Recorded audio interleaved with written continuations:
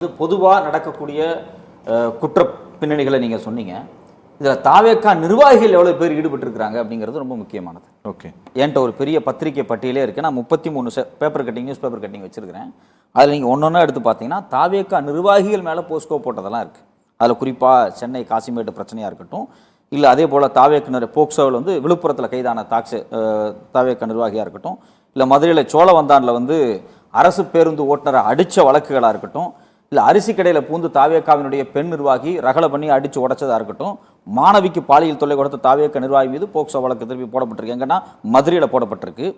இது இல்லாமல் கூட்டு பலாத்காரத்தில் கைதான நிர்வாகியுடன் எம்எல்ஏவே இருக்கிற புகைப்படம் வெளியே பத்திரிகையில் பரபரப்பு கிரியேட் பண்ணிச்சு. 3 கல்லூரி மாணவிகளை ஏமாற்றி வீடியோ எடுத்த வழக்கில் தாவேக்கா நிர்வாகி. இது இல்லாமல் கஞ்சா கடத்தல் சேலம் சங்ககிரியில் மாட்டினா 6 பேர் தாவேக்கா நிர்வாகிகள். இது இல்லாமல் சென்னையில் ஆலந்தூர் கணவரை இழந்த பெண்ணுக்கு நடந்த சோகம் நமக்கு எல்லாத்துக்குமே தெரியும். அதுலேயும் தாவேக்கா நிர்வாகி மாற்றாரு. மது பாட்டில்களை பதுக்கி வைத்து விற்பனை செய்து மாட்டிய தாவேக்கா நிர்வாகி. இது இல்லாமல் மூதாட்டி நகையை பறித்து தாவேக்கா நிர்வாகி மக்கள் தர்மடி கொடுத்தாங்கன்னு பேப்பர்லேயே வந்திருக்கு.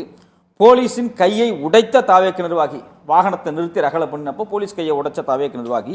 இது இல்லாமல் தூத்துக்குடியில் ஆன்லைனில் லாட்ரி டிக்கெட்டை வித்த தாவேக்கா நிர்வாகி. இதுவும் பேப்பரில் வந்த செய்தி தான். போலீஸை மிரட்டின ஒரு போதை கும்பல், தாவேக்கா துண்டு போட்டுட்டு போலீஸில் ஒரு போதை போட்டு போலீஸை போய் மிரட்டின ஒரு தாவேக்கா கும்பல். இது இல்லாமல் ஒருத்தர் என் தங்கச்சி ஜட்ஜாக இருக்கிறாங்க, எங்கள் அமல்ராஜ் கமிஷனர் அப்படின்னு சொல்லி அவர் தாவேக்காவோட லோகோ போட்டு அவர் மப்பில் பேசுகிறாரு.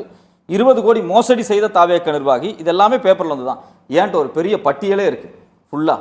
நான் பர்ஃபெக்டாக கடந்த ஒரு மாதத்தில் எங்கெங்கே என்னென்ன சம்பவங்கள் நடக்குது அப்படிங்கிறத நான் பொதுமக்கள் லா அண்ட் ஆர்டரில் சிக்கல் இருக்குது, இதில் தாவேக்கா நிர்வாகிகள் இவ்வளோ பேர் நான் எடுத்துக்கிறேன். நான் என்கிட்ட ஒரு 33 இன்சிடென்ட் இருக்குது. நான் என்ன கேட்குறேன், இவ்வளவுக்கு பிறகும் எதிர்க்கட்சியை சார்ந்தவங்க காட்டமாக பேசாமல் இருக்கிறது தானே தப்பு.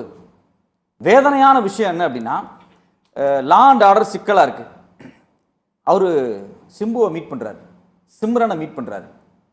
ஆனால் பாலியல் செய்யப்பட்டு இறந்து போன குழந்தையினுடைய பெற்றோர்கிட்ட அவர் பேச தாமதிக்கிறாரு, பேச மறுக்கிறார். வேதனையாக இருக்குது. உங்களை நம்பி தானே ஓட்டு போட்டாங்க.